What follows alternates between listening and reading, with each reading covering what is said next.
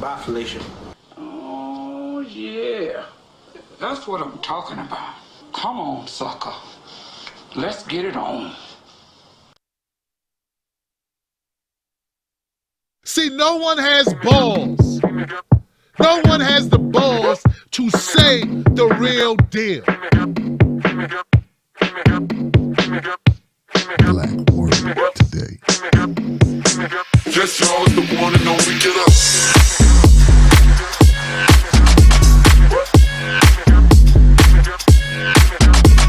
You are poor.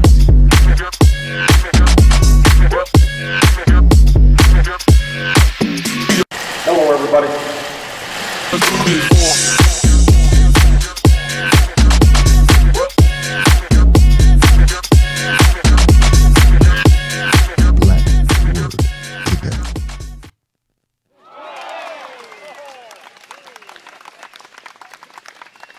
Yes. Hey, everybody. How you doing? My name is Tim Black. Welcome to Black Word Today. I'm glad you could make it. Glad you are here in the house. Thank you. Thank you. Do me a favor. Share this on your social media networks. Let people know we're here. Let me make sure all my segments are good. Been having some bad karma lately. I don't know what I did. I don't know. Looks good. Looks like I'm in the house. All right. We got a lot of stories to get to, but before I get to any of that stuff, let me first say, Happy Black History Month. Give it up for that. See, no one has balls. No one has the balls. And little known Black History Month fact. Before there was Rosa Parks, there was Claudette Colvin. Most people think of Rosa Parks as the first person to refuse to give up their seat on a bus in Montgomery, Alabama. There were actually several women who came before her, one of whom was Claudette Colvin. It was March 2nd, 1955, when the 15-year-old schoolgirl refused to move to the back of the bus, 9 months before Rosa Parks' stand that launched the Montgomery bus boycott. Claudette had been studying black leaders like Harriet Tubman in her segregated school. Those conversations had led to discussions around the current day Jim Crow laws that they were all experiencing. When the bus driver ordered Claudette to get up, she refused. It felt like Sojourner Truth was on one side pushing me down, and Harriet Tubman was on the other side of me pushing me down. I couldn't get up. Claudette Colvin's stand didn't stop there. Arrested and thrown in jail, she was one of 4 women who challenged the segregation law in court. If Browder versus Gale became the court case that successfully overturned bus segregation laws in both Montgomery and Alabama, why has Claudette's story been largely forgotten? At the time, the NAACP and other black organizations felt Rosa Parks made a better icon for the movement than a teenager. As an adult with the right look, Rosa Parks was also the secretary of the NAACP and was both well-known and respected. People would associate her with the middle class, and that would attract support for the cause. But the struggle to end segregation was often fought by young people, more than half of which were women. Our respect goes out to Miss Claudette Colvin.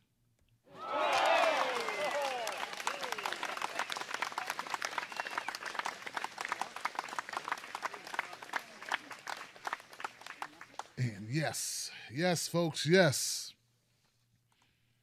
I tell you, folks, one of those stories, right? So what I'm going to do every show this month, I will be beginning the show with a Black History moment. And if you would send your suggestions to me. Email me at tim@timblacktv.com. That cut off just a bit. tim@timblacktv.com. To send those stories and just put in the subject box Black History. That way I can go into my mailbox and do a search because I get a lot of stuff and I want to make sure that your message rises to the top. All right, guys, are you ready to talk about some stuff? A lot has happened since we last spoke. It was just, Monday? I haven't missed a day this week. But it just seems like there's so much going on, right? Let's talk about this budget, okay? the Senate leaders agreed to a 2-year budget deal. Now, this deal that came out of the Senate will probably avert a government shutdown. I can't say positively because who knows the future, and it still has to pass the House, right? But this is what we now know. Senate Majority Leader Mitch McConnell announced a deal with Senate Democrats to fund the government and set spending levels for defense and non-defense programs over the next 2 years. Let's go with a clip. If you were with me for my Coffee with Tim Black, you probably saw this clip, but be it as it may, make sure I got the right clip happening. We got Chuck Schumer. Nope, that's not the clip. That's something else. That would be something else there, Tim Black. Try this. The compromise we've reached will ensure that for the first time in years, our armed forces will have more of the resources they need to keep America safe. It will help us serve the veterans who've bravely served us. And it will ensure funding for important efforts such as disaster relief, infrastructure, and building on our work to fight opioid abuse and drug addiction. This budget deal will be the best thing we've done for our economy, our military, our middle class for a long time. Okay, so that's the word that's coming out about this deal, okay? Now, one of the issues that I have with it is that it's full of crap. It's definitely full of crap, guys, because they talk about our military. They say our military isn't funded. That this new budget is going to do so much for the military. Don't get me wrong. If I thought that the money was going to go to veterans, if it was going to go to make sure veterans are taken care of, I wouldn't have a problem with that. But see, our military budget is largely spent on armaments, not on people. And we already spend so much money on our military. It's outrageous. It's outrageous how much money we spend on our military. And I think I can take this thing. I want to show you just how much we spend on our military, okay? The president was clearly joking with... I want to leave that till later. Here goes military spending. Get out of here, Tim Black. Bam. Now, this was the president's proposed $1.15 trillion discretionary budget fiscal year 2017. You see that military budget that's over there? Just look at the big blue part. The big blue inside of the pie chart. Right?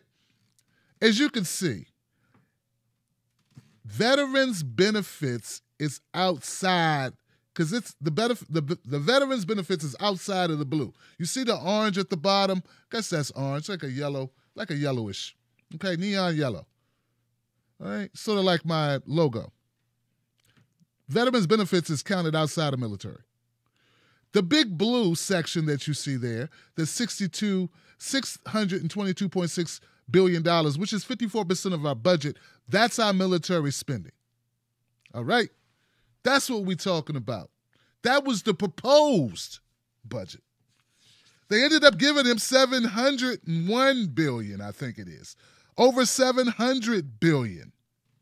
All right?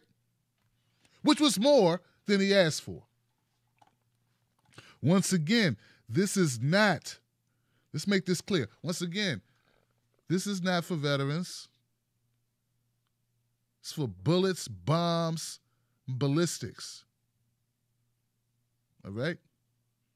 And if we weren't in so many countries, wreaking havoc, furthering our interests, or as they like to call it, spreading democracy, will we need such a big budget? I think not. Well, Tim Black, there's so many other countries spending all this money on military, so we got to keep pace. You know, we can't be no fool, Tim Black. We got to make sure we are defending ourselves, right? Right? Isn't that what they would say? Okay, so let's look at this. I got something for that. Military spending. Now, this is by the Peter G. Peterson Foundation. The United States spends more on defense than the next 8 countries combined. This is old now, considering what our new budget is going to be. As you can see here, China, plus Russia, plus Saudi Arabia, plus India, plus France, plus the UK, plus Japan, plus Germany. Add them all up, and we still outspend them. But if you let Mitch McConnell and Chuck Schumer, because Chuck Schumer didn't say anything about it, they voted for it. They want you to think Trump's so crazy, but then they give him a military budget that exceeds even what he asked for. I'm just trying to make people understand how ludicrous it is and how much full of crap they are, actually. But if we bring up, I don't know, ideas like, let's take care of the homeless. Let's give, local tuition.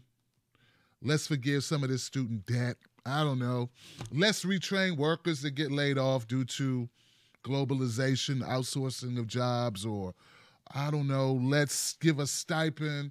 Anything. And I do mean anything that's for you, your neighbors, your kids, your family members, your friends, Tim Black, any of us. Then we're called moochers, we're called lazy. See, that's why I can't support the Republican Party, because they were well aware of this.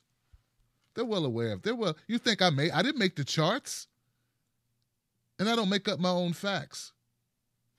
So this is my problem with the Republican Party, as is my problem with the Democrat Party, because the only time they think Trump is being presidential is when he actually drops bombs. Notice they're not talking about all the countries that we're bombing right now. Do you think they're doing that for democracy? I don't think so. Well, let's talk a little bit about what some of this budget, because I think I made my case there with the numbers that show you our shit is crazy when it comes to military spending. That it's not, real quick, let's go back to that chart 1 second, because it's such a good point. I could actually spend a whole show just on this. I want you to look at this section there for housing and community. Look how small it is. It's 6% of the budget. Look at our education. 6% of the budget. 6%. That's it. Medicare and health, 5%. These are the things that they get us to fight about. The 5%, the 6%. That's what the things that they use, the wedge issues that they use to turn the North versus South, the urban versus suburban, or rural, suburban. I had a suburban back in the day. No, and I had a Yukon back in the day. But that's beside the point. What I'm saying is they use these little wedge issues about entitlements like Social Security, Medicare, food stamps, when it's nothing. It literally is as close to nothing, relatively speaking, to our military budget. You're talking about nothing. We're talking about coins. It's like you got a trunk full of gold, and you're pissed off because you just tipped the waiter $20. That is what they want us to argue over, and it works. It works because they get Fox News to talk about people on food stamps. They use the story of Smitey on food stamps, tricking the food stamp system. Clinton did it real well. He called them welfare queens. Huh? It's not just Republicans who do this. Not when it suits the needs, man. I just want you. Because I can't reach everybody. For some reason, I can't reach everybody. They censor me. They squash my numbers. They try to keep me small. I should be at 200,000 on Facebook. I should be at 200, 300,000 on YouTube instead of 100,000 and 70,000 and 50,000 on Twitter. because I'm speaking the truth. This is the reality of the situation. I'm using their numbers. I'm using facts. And what they do is they pit us against one another on issues that don't matter. That 5% ain't going to make or break. That food stamp money, which is in with all the other services, is not going to make or break us. It never would. It never could. They just want you to not like that person over there. And it works because, frankly, we're pretty stupid. And, frankly, there's not enough truth tellers. And that's not what cable news is for. That's why you got to fund this show. That's why you got to help support this show. Share this show. Spread it.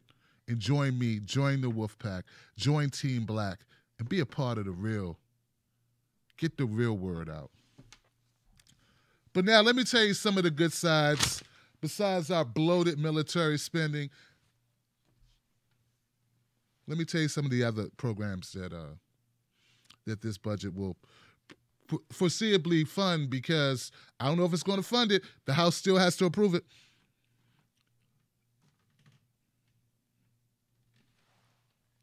Okay, so the legislation would also provide between $80 billion and $90 billion in disaster relief for communities hit by hurricanes and wildfires. Okay, so they're going to do that if it gets approved. A 2-year reauthorization for community health centers, with $7 billion in total funding and $6 billion to fight opiate addiction. I wonder how much money they put out there to fight crack. Oh, they didn't put the money into fighting crack addiction. They put the money into locking people up. And I'm not just saying that to be funny. I'm not saying that to be sarcastic. It's real. That's real talk. In a big win for Democrats, it extended funding for the Children's Health Insurance Program. Now, they had already agreed on a 6-year extension. They tacked on an additional 4. That makes it 10 years for the CHIP program. And I like how they say it here as this is a win for the Democrats. It's a win for kids in general and seniors who depend on this, okay? He said the seniors and children would also benefit from the deal's extension of various expiring tax provisions. Okay. So that's where we are with the budget. Now, the budget still has to go into the House. And what's happening right now is what we would call a filibuster. I think it just ended. Yeah, Nancy ended a filibuster. Now, we all know Nancy Pelosi. Been in Congress for about 70 years. Well, she was filibustering because she wants the DREAM Act to be put into the budget and to get Paul Ryan to make sure they table this issue and get it handled. So this is Nancy Pelosi, and she was filibustering on the House floor. Where are you, Miss Pelosi? I'd like to say this is her, but I'm not sure. Here we go. Dreamers.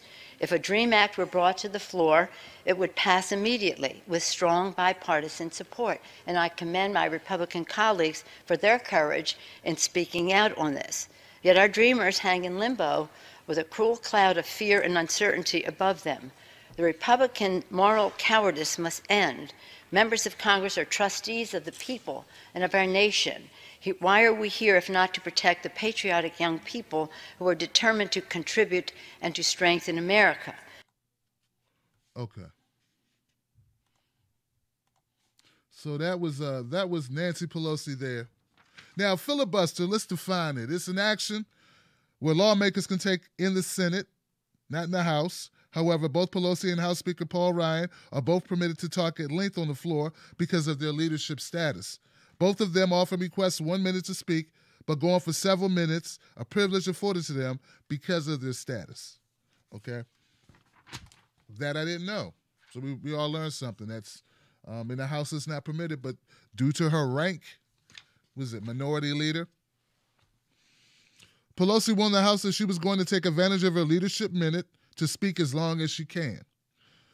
So I'm going to go on as long as my leadership minute allows, she said. And that leadership minute lasted for over 8 hours.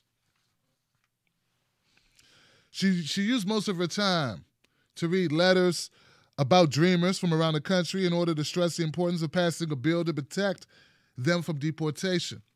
But as she neared the end of her second hour, Pelosi said she considered asking the House to pray for dreamers all day. During the night when I was thinking and praying so hard about our dreamers, I thought maybe we should just pray all day on the floor of Congress, she said. Maybe I should bring my rosary beads blessed by the Pope.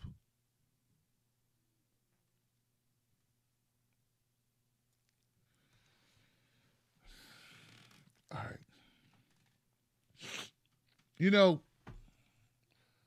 I don't want people to get deported who've been here in this country working their butts off. That's not a popular thing to take with some. You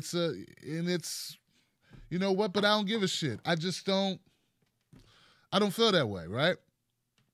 But what I don't like is where they pick and choose what issues matter. And when it's all political grandstanding. That's exactly what this is. Period. You know, and the reason why I say it's all bullshit, and I want you guys to know there's going to be a lot of cussing in this show tonight. Not just like everything, but there's going to be times. In fact, it might be that way from now on. All right? Because I'm from D.C., Southeast. That's where I was born. And we like to keep it real when we talk. And if it comes out, it does. This is bullshit once again because, you know, I don't know if you know this or not, but Obama was a deporter-in-chief, and these motherfuckers don't want you to know that. See, Obama deported more people than Trump. He was on a deporting spree. He deported more people than any other president in history. That's Barack Hussein Obama. Now, I say that because no one wanted to say it when he was in office. I said it, but you didn't know me then. So I find it very difficult to swallow when Nancy Pelosi's up here talking about don't deport these people. When Obama was doing that shit, you were quiet. Quiet. Silence. What's the difference? Why is it okay now for you to filibuster for 8 hours? See, if we were consistent, I feel better. If you were consistent, I wouldn't be so pissed. But you're not consistent. So that's just comparing apples to apples. Now, if we compared apples to oranges and we start talking about all the other issues that you could be filibustering about, there'd be a long list.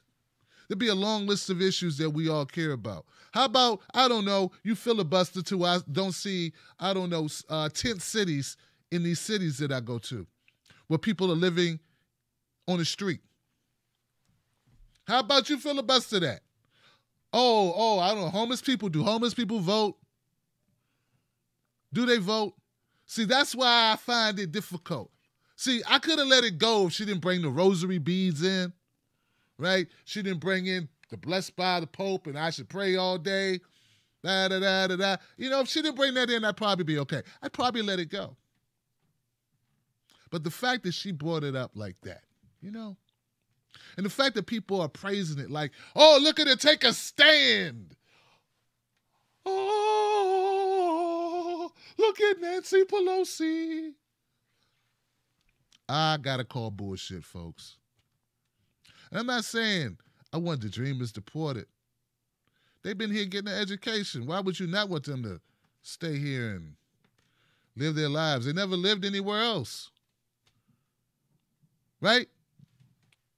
Come on, we can be decent and fight for what we want.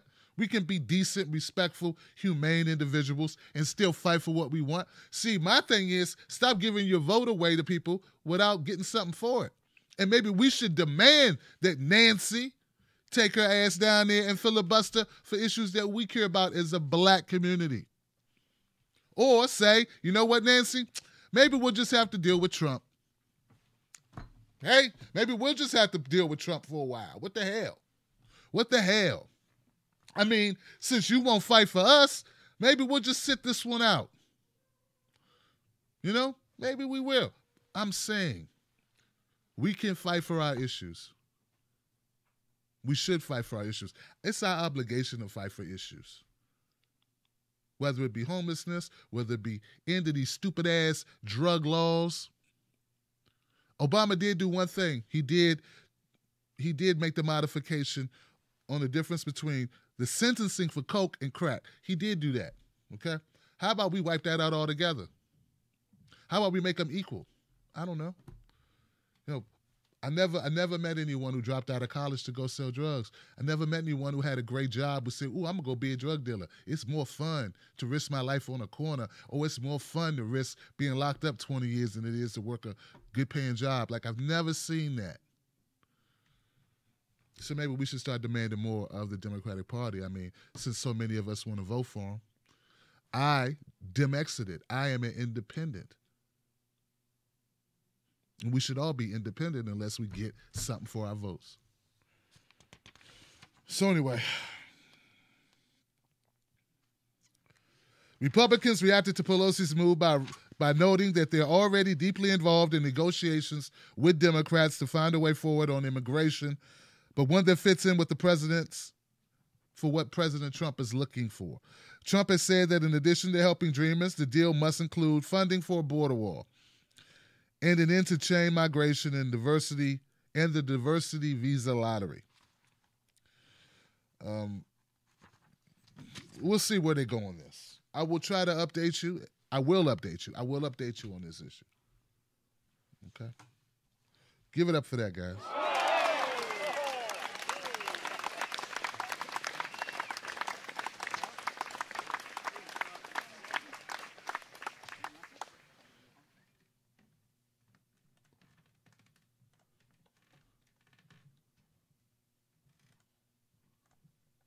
How many people know who this man is here?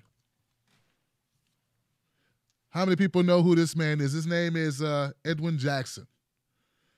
He was a linebacker for the Colts. Ring a bell? There's a lot of people talking about him now. Suddenly he's, I don't know if he ever knelt for the flag during the national anthem, but suddenly Trump doesn't consider him a son of a bitch. He's a poor man who was murdered. I wonder why that is. Well, let's find out, because I'm just wondering. He's got the signature black skin and the cornrows or the braids or whatever, right? I mean, I just like pointing out hypocrisy. But let's go on with this story. Listen. Man charged in drunken driving crash that killed Colts linebacker Edwin Jackson. Prosecutors filed felony charges on Wednesday against an immigrant illegally living in the U.S. He's suspected in the drug driving crash that killed Indianapolis Colts linebacker Edwin Jackson and an Uber driver. Manuel Orrego Zavala, who's from Guatemala and has twice been deported from the U.S., is charged with causing death while driving intoxicated and leaving the scene of an accident. The 37-year-old said little during his initial court hearing, responding through an interpreter as the judge explained the proceedings and the charges. He's very distraught, to say the least, said his lawyer, Jorge Torres. He's very confused. Yeah, he should be confused. He can't speak the language. He came over illegally, and he killed 2 people. He should be confused. He should also be punished for it. But what we should not do is... Look, man, I ain't falling for no banana in my tailpipe. We shouldn't fall for the banana in the tailpipe. We should recognize when game is being played. All right? Game is being played here. And what I mean by that is, guys, come on now. Look, we've seen this before. This is horrible what happened to Mr. Jackson. This is horrible what Manuel Orrego Zavala did. He killed a man. He killed 2 men. 2 men. The Uber driver deserves to be alive just as well. From what I understand, I think they had some car trouble. They were on the shoulder. That's when Manuel Ortega Salva ran him over. He was driving. He was almost 3 times the legal limit for intoxication when he hit these men and took their lives. He had been deported in 07 and 09, but he was back here again living in the U.S., obviously. Now, and what I mean by we shouldn't fall for... Look, man, I ain't falling for no banana in my tailpipe. We shouldn't fall for the banana in the tailpipe because we've seen this before, right? Horrible thing that happened. Horrible, horrible. Like, no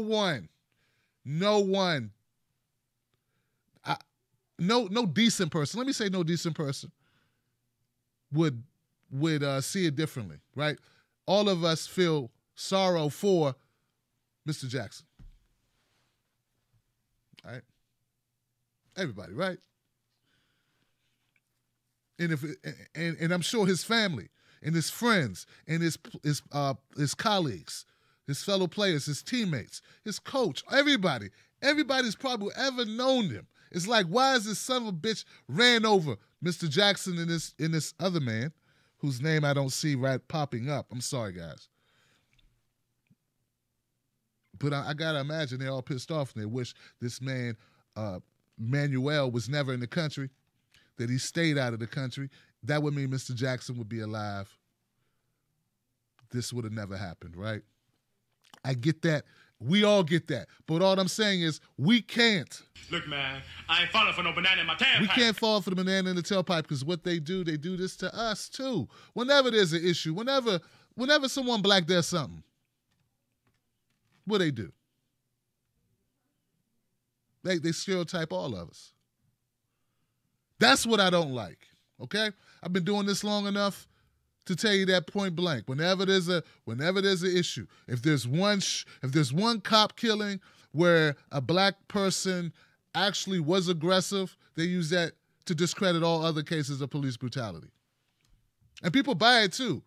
They buy it. Not everybody, but some people buy it. And it's wrong and it's stupid and it's bigoted. Right? I can't do the same thing just because,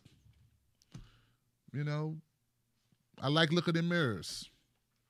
I like being able to feel good that I'm doing the right thing and that I'm being who I truly am. And this is not just for clicks and views. And I'm not going to feed hate. So yes, I can want both things. I can want Manuel to never have been in this country, but I can also recognize that not everybody who's here with papers and not with papers is doing what this man did. And you shouldn't use a broad brush to paint everyone. And that's still, and I still respect the fact that if you've been in this country and you're trying to get a pathway to citizenship, that you're here now. Maybe we change the laws going forward, but that doesn't mean we separate families, we split up families. So I don't like, and I really have an issue with them trying to do that. And I have an issue with them trying to use the death of Mr. Jackson to do it. And I'm sure at least I can understand if I was a friend of Mr. Jackson, or if that was my brother or my son, that I might feel differently. And I know that, I know I probably would.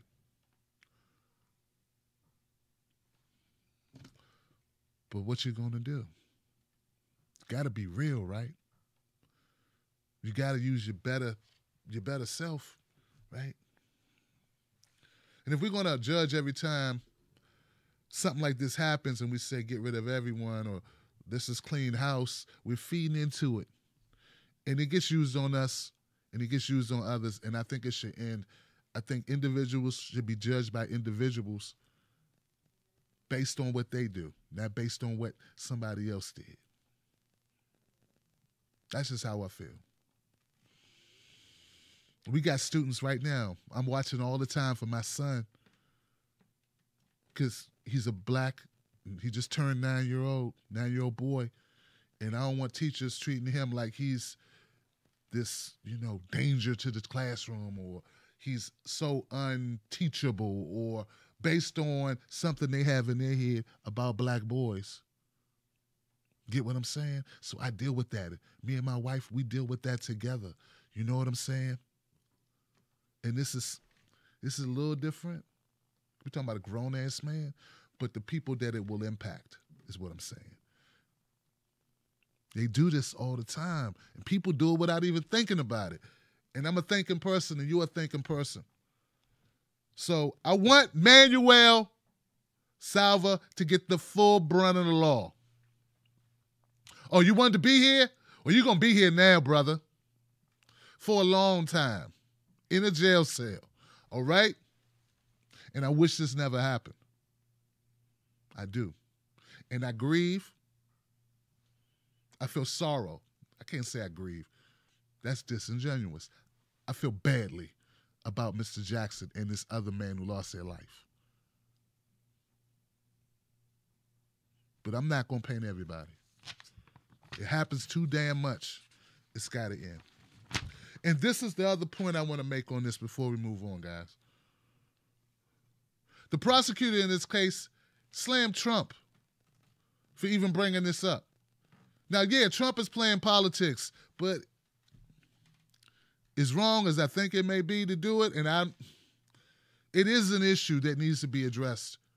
And I think for some people who live in areas where there are more people who are not documented, who are committing certain acts, whether that be in New York, where they say upstate New York, or whether that be in Texas or wherever it is, right? Those people have a violent complaint. I don't want to take that from them. So when this prosecutor, when the prosecutor said that Trump was ghoulish and inappropriate in politicizing a fatal drunken driving crash involving an undocumented immigrant, Marion County Prosecutor Terry Curry filed 4 felony charges Wednesday against Manuel Orrego Salvatore, a Guatemalan citizen who had been deported from the U.S. twice for allegedly drunkenly operating a vehicle and killing NFL linebacker Edwin Jackson, and the other man's name is Jeffrey Monroe. This happened early Sunday morning. In announcing these charges, Curry criticized Trump and others for focusing on Orrego Savala's immigration status rather than the tragedy of the 2 lost lives. It's politics.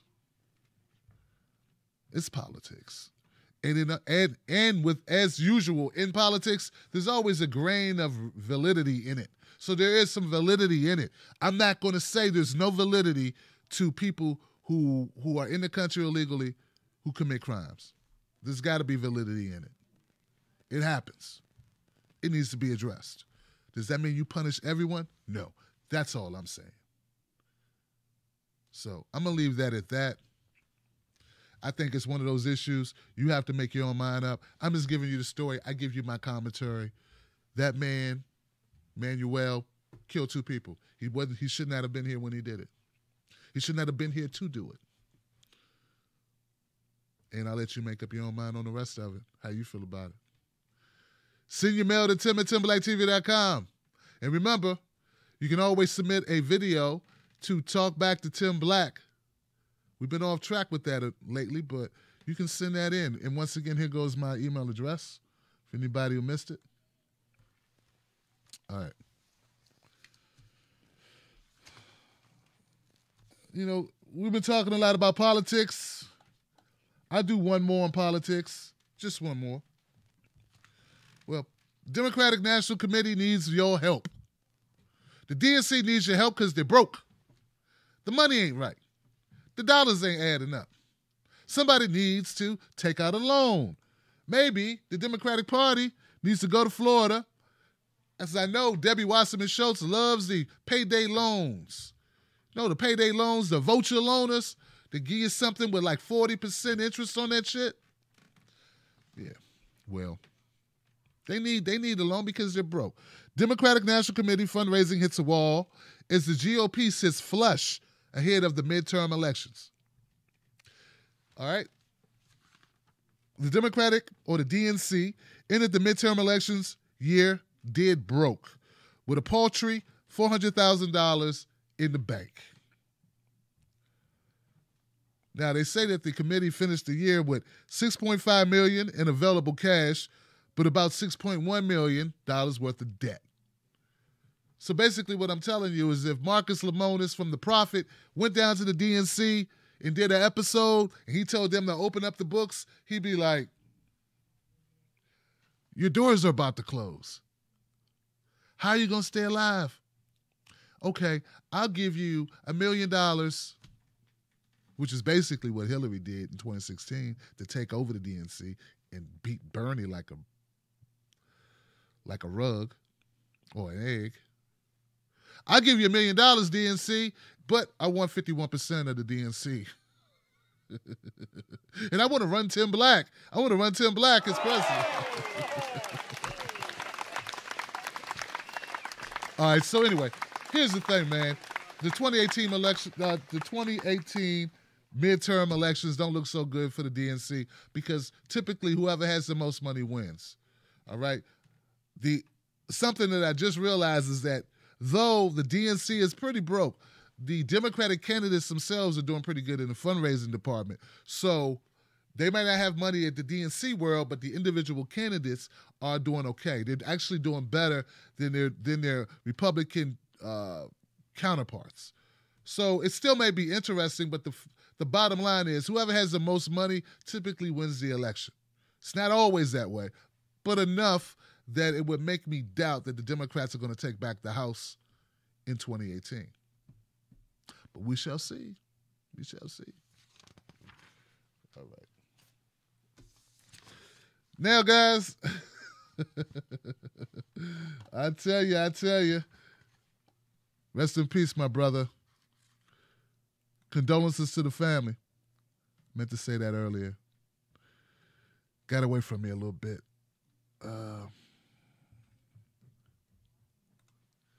Let's go back here, guys. Now, what I'm about to do, I'm about to cover a story about Quincy Jones. I want you to know that this is going to be, the language in this is going to be a little hot, all right?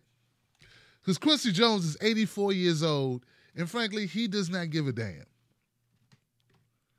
You know, when you are, once you cross 40, you tend to give less. You care less about what people think of you, all right? But when you get to like 70, I mean, you pretty much say anything. Be like, whatever. Oh, you didn't like that. You look like shit. You don't like that? Well, come here so I can say it again. That's when you get around 70.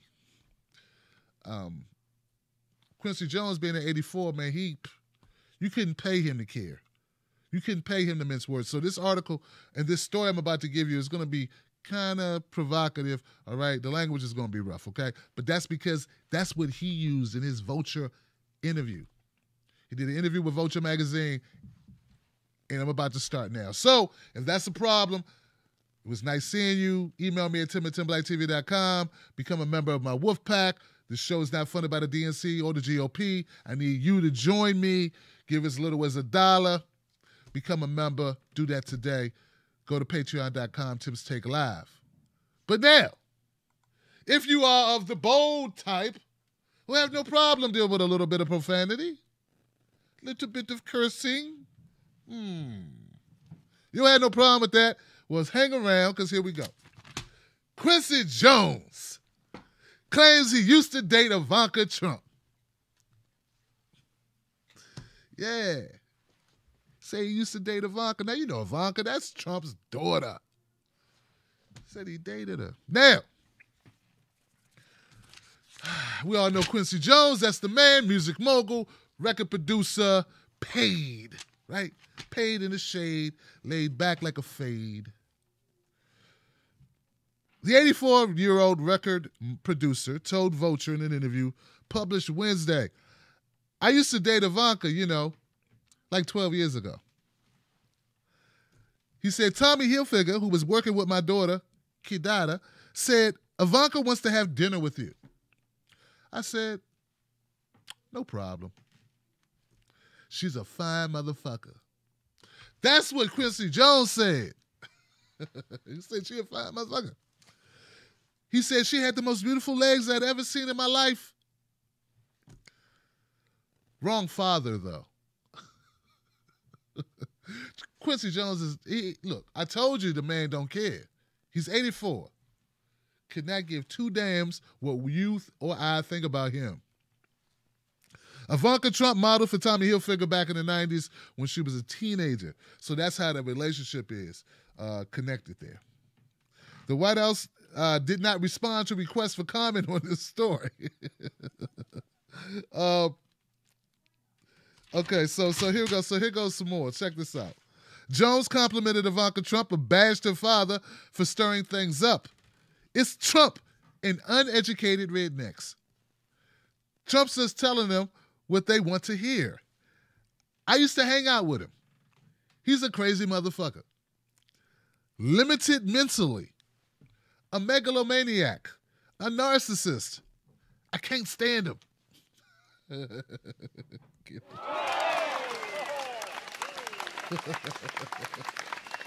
Man, I really wish, and I wish Quincy would just speak his mind, man. Stop holding back, Quincy. Be real with us. How you really feel about him?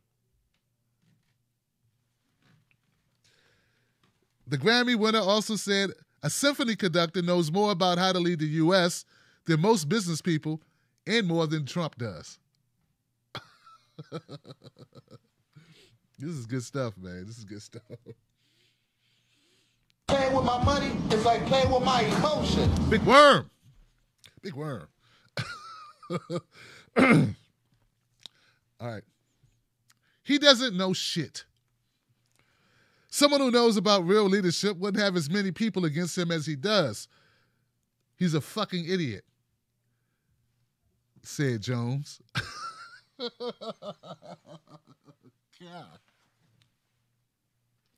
I love this segment. I get to just let it fly, man. What's up? Last week in an interview with GQ, Jones said he had 22 girlfriends between the ages of 28 and 42, and that he rejected Marilyn Monroe because she had a chest that looked like pears. I don't even know why they put that in there. I guess they want you to know that Quincy Jones, he gets it in. Now, here's the thing that bothers me about this. I'm not going to say it bothers me because not a lot of shit bothers me. But I say it just seems weird. I don't know how old Ivanka is. But I know 12 years ago, Quincy Jones was 72. Because I can count 72 plus 12 equal 84. What is Ivanka doing with a 72-year-old black man?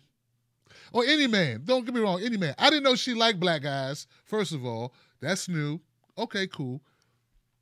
But I didn't know she liked really old guys, like 72. And since when does Ivanka need a sugar daddy? She already got a sugar daddy. Her daddy. So she needs two sugar daddies? Just seems greedy to me. You know, hey, look, man. Quincy said he hung out with Trump. He thinks Trump's an idiot. You know, hey, he knows him in real life. I just find it hilarious that Quincy Jones would be that honest or that real. He said he can't stand him, so you take everything with a grain of salt, but I don't know. I just think the Ivanka thing is hilarious. She hasn't denied dating Quincy Jones. You know, when we talk about the Me Too movement, we got to also throw this in the mix a little bit too. Like, don't date old dudes that you have nothing in common with except their wallets. Don't do that, okay? Now, I'm not saying, you know, Ivanka's claiming Me Too movement. I'm just saying it's just an observation of something from, you know, the brothers who want to support, you know, everybody getting treated fairly and no one being sexually harassed and all that good stuff. But what the hell, why would Ivanka want to date Quincy Jones? She asked him out, man. Why? Come on. She likes stretch marks and liver spots? And I know they say black don't crack, but it gets some dents in it. So, you know, miss me with all the, you know, she's not a victim, okay? If anything, she thought maybe Quincy Jones would be a little slow on the uptake. Yeah, that's when Quincy go in the back and pop like three, well, not three because he wouldn't be with us, pop a couple Viagra, maybe one Viagra. Let's keep it real. You know what I mean? Now, he described her legs and said she had the most beautiful legs he'd ever seen. He just told you he dated a lot of young women, 22 to 40, whatever it was. Anyway, I just thought it was interesting. It's nothing. I just want to close the show on a funny note. Ivanka Trump, I don't know what you was thinking. Quincy, you my man for that. And you heard what he said about Trump not being smart enough to be president. And obviously he was smart enough to be president because he is president. But, yeah, he did use a lot of... He told people what they wanted to hear. Obama told people what he wanted to hear, too. That's what they do. A lot of politicians do it. What I'm saying is we got to start holding them accountable. I'm Tim Black. Follow me on Twitter at Real Tim Black. Follow me on Facebook at Real Tim Black. And email me up here. Do that. And become a member of the Wolfpack. And I will see you on Friday. Don't forget, send your story ideas to me. Let me know what's going on. Also, I want suggestions for Black History Month as we continue to keep this up, keep it going, all right? It's important. All right, guys, I'll see you on the next one. I got a little bit of a clip I'd like to play for you before I leave. See if we can find that clip.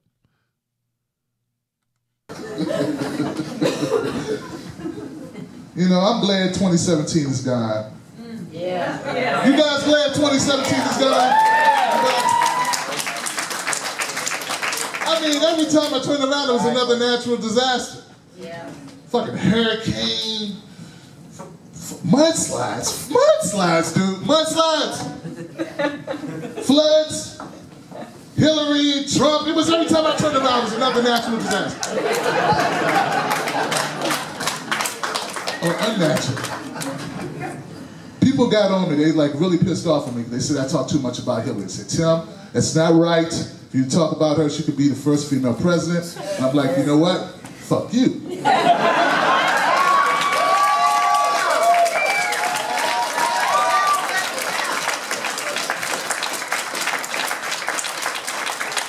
Evil has no gender.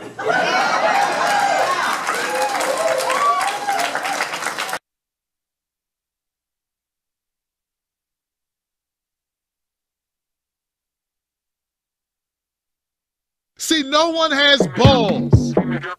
No one has the balls to say the real deal. Black Word Today. Yes, y'all is the one and only. Get up.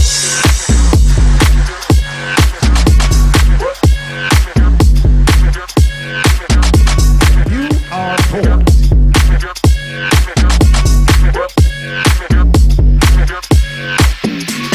Hello, everybody. Let's do this.